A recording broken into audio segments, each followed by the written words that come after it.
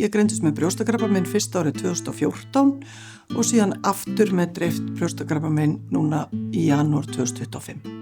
Í fyrra skiptið var þetta þannig að þá var hægt að lækna þetta, en þar sem þetta er dreifðara brjóstakrabbamein núna, þá er þetta verkefni lífsins og þess vegna miklu þyngra högg heldur en áður.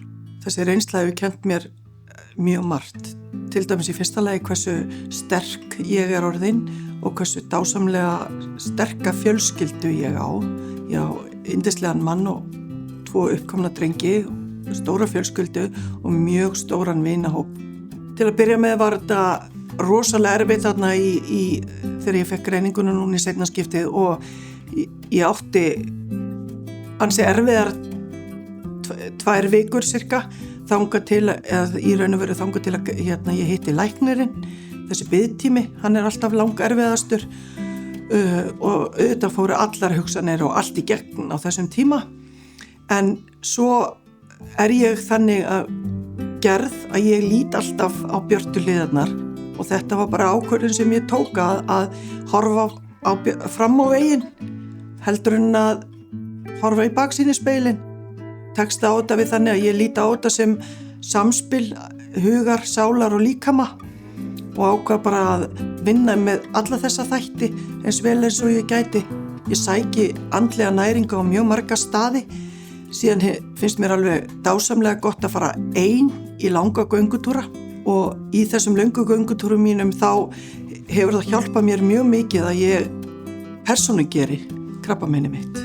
Ég tala við krabbameinið mitt. Auðvitað tala ég mest en við ræðum saman og hann, þú veist, hann er með mér og mun verða með mér út lífið. Auðvitað koma tímar sem eru erfiðari. En þá reyni ég bara og einmitt af því að ég hef nýtt mér þjónustu Krabbameinsfélagsins, þá er ég búin að læra fullt af tækjum og tólum til að geta nýtt mér á erfiðu tímunum. Að lifa með krabbameini er eitthvað sem að ég spáði aldrei í áður, en nú er ég í þessari stöðu að lifa með sjúkdómnum og ein góð vinkona mín sagði að lifa með krabbameini er bara í dag eins og að lifa með krónískan sjúkdóm og það eru margir krónískir sjúkdómar í dag og sem betur fer hefur tæknin þróast svo mikið að það er hægt að gera mikið. Það er list að lifa með ólæknandi krabbamein.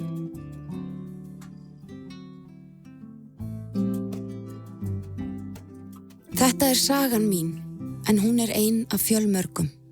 Kaupum bleiku slaufuna, Krabbameinsfélagið.